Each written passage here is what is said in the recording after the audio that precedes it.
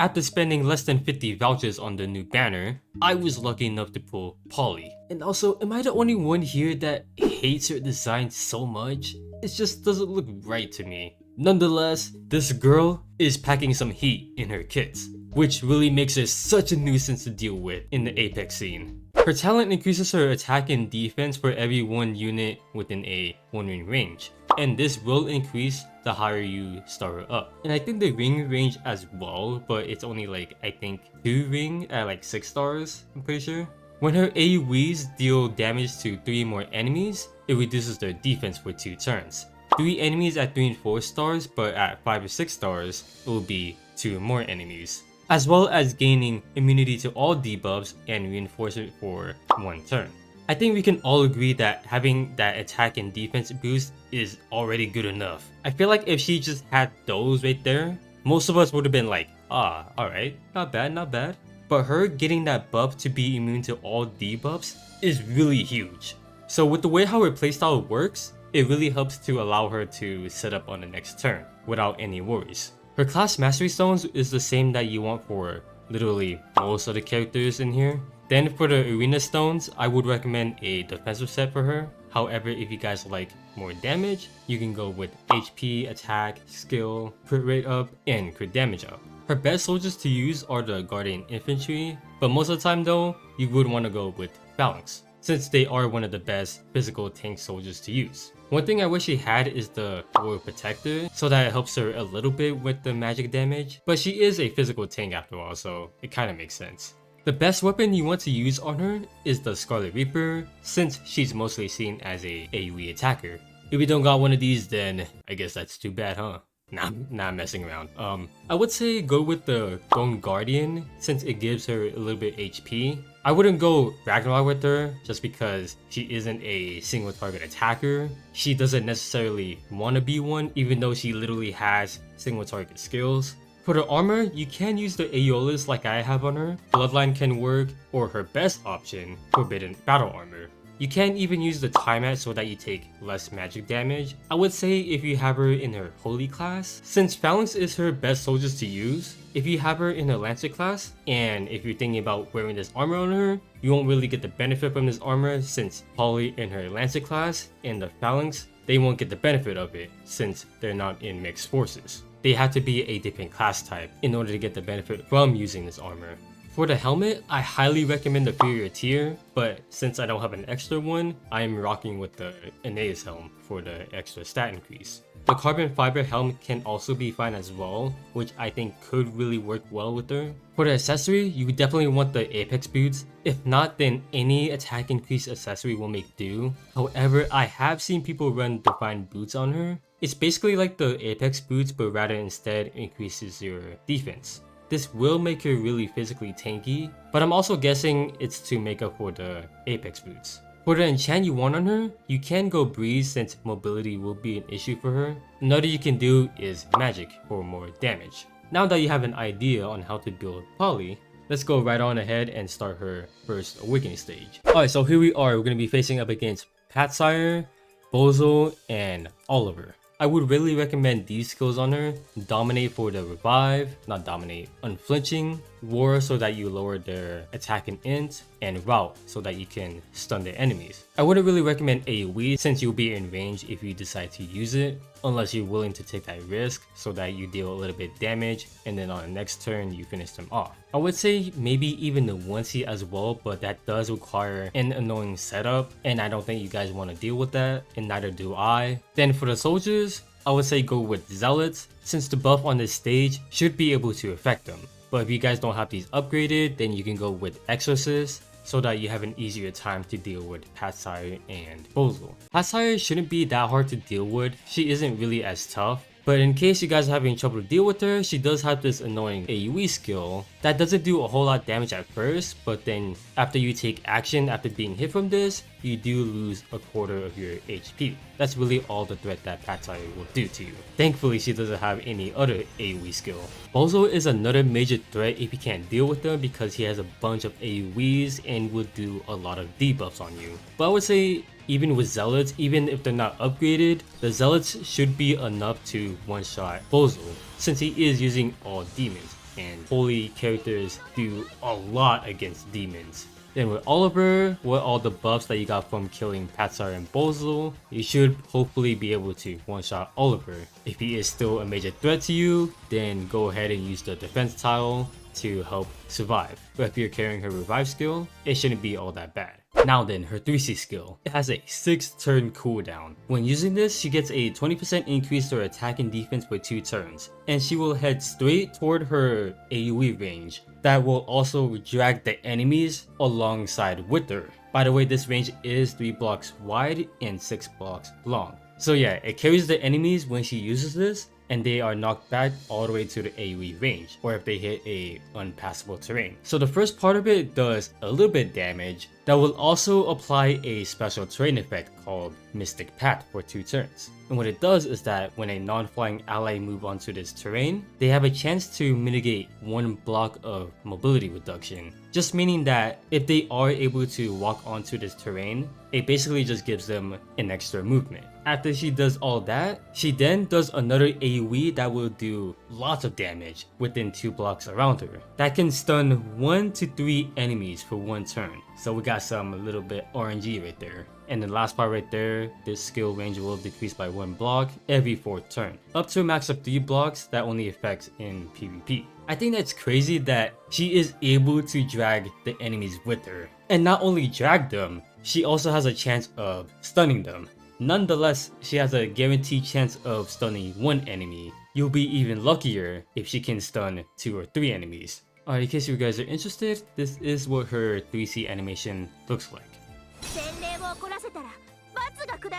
Alright, so for the second awakening stages, if they're not that hard, then I don't show them in a video. If it ever comes to the point where it becomes too difficult or just really tricky, then I will show them in a video. However, this is not the case for Poly. Alright, so screw what I just said. After doing this, I realized that it turned out to be pretty difficult after thinking through it. So for the skills I brought, you can bring some AoE skills to help out a little bit better, but I just brought single target skills. I think I just wanted to kill them one by one pretty fast, but AoEs can still be optimal. And then I ended up bringing the 1C skill so that Mew can actually teleport Poly. Mew can only teleport Poly, which is pretty sad. You can't teleport like other NPC characters, which is kinda lame. And then I brought Zealots because with the buffs that Poly can have, they'll be able to do more damage. They're probably one of the more harder hitting soldiers that Poly can use. And then on first turn, I just stayed in the back. And then I actually had Licorice healed right there, so that to get rid of the debuffs. Renetta did get hit by the AoE, but it doesn't really matter. And then I had Mew teleport Poly. I was trying to think about who I want to take out that would be more annoying. I think I went for Licorice right here. I think so right here, let's see. Yeah, so, yeah. I went for Licorice because she's the only one that can really heal her teammate more efficiently compared to Mew. So I tried to take out Licorice, almost right there. Licorice is literally on life support right now. And then with Licorice right here, all I did was AoE with her. Nothing else that she can really do, so may as well. And then I tried to have Renetta take out the other Renetta, actually one-shotting her. And then I had Poly take out Licorice, and then have my Licorice just heal, since she can't move. Mew can't do anything, so she's gonna chill in the front. Renetta is gonna try to attack Mew, but I don't think it's gonna one-shot right here. Nah, not one-shot. Gonna take out Mew because she can also provide some little bit of healing. The enemy Poly is barely gonna be an issue. The only real issue that you have to worry about are the healers, Mew and Licorice. So have Renetta take out enemy Mew, and then Poly is the last one to be taken out. So yeah, that's the strategy I did. I took out Licorice first. She's the one that's gonna be more annoying. Like I said, her healing is gonna be more efficient compared to Mew.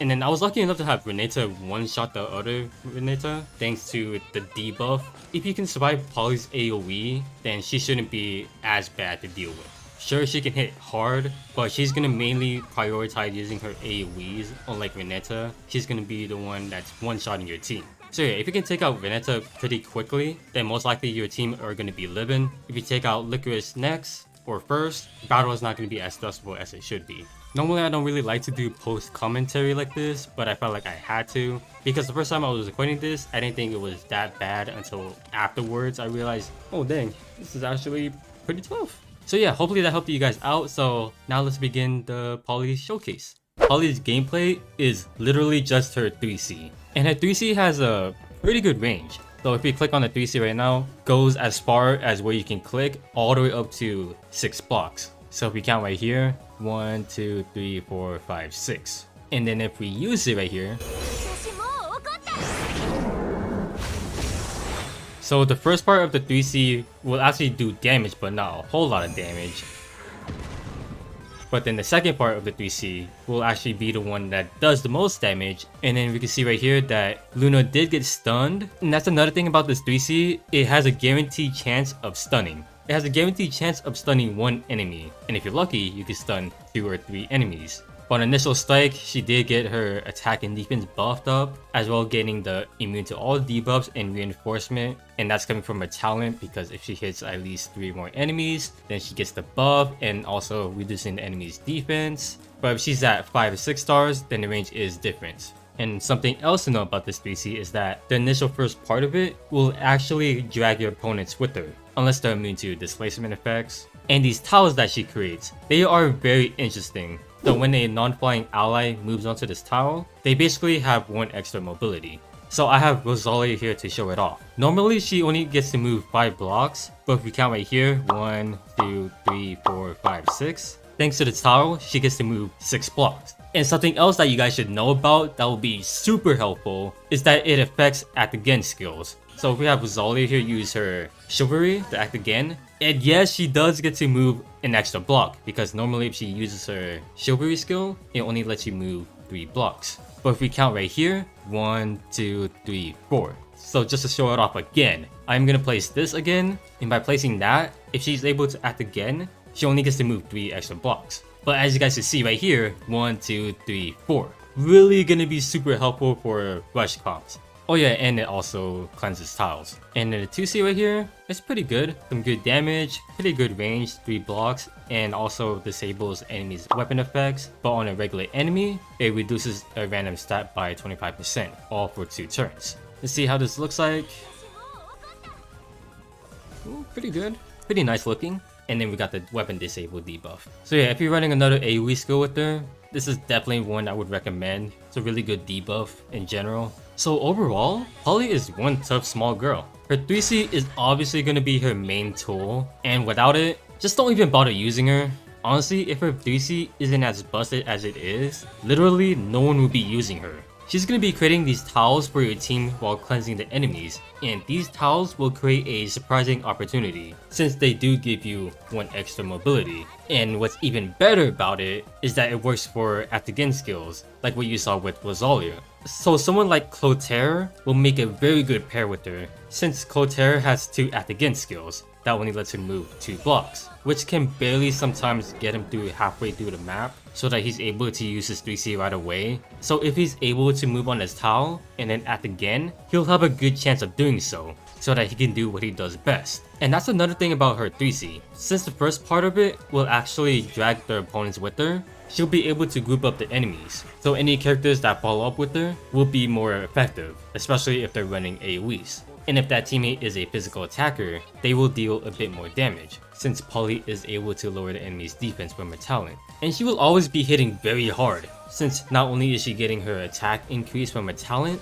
but she buffs herself up as soon as she uses it. That guaranteed stun is absolutely stupid. And there's one thing that she can do, it is so dumb. And it will only work if she has a revive, but I'm fairly certain that she can do it without her revive. You can actually use her 3C to drag your opponents into the gas. And for people that don't do PvP, basically when you end your turn on this gas, that character will instantly die, unless they have a revive. She can pretty much stun them in there, and there's nothing they can really do about it. And it's a guaranteed chance to stun them. That's the crazy part. She will always have a guaranteed chance to stun at least 1 enemy. And if you're lucky, you can stun 2 or 3 of them. So yeah, that's the main thing I wanted to really say about her 3C. Other than that, she's gonna be a sitting duck for the most part. Unless she lives and is able to use her other AoE. Her 1C AoE skill, it is so bad, because it requires her to be in certain situations where it'll never likely happen, or it is extremely annoying to pull off, especially if the opponent is immune to displacement effect. But in general, her revive skill is going to be a much better option to bring. The other AoE is not bad, a pretty solid range that just pushes the enemies back.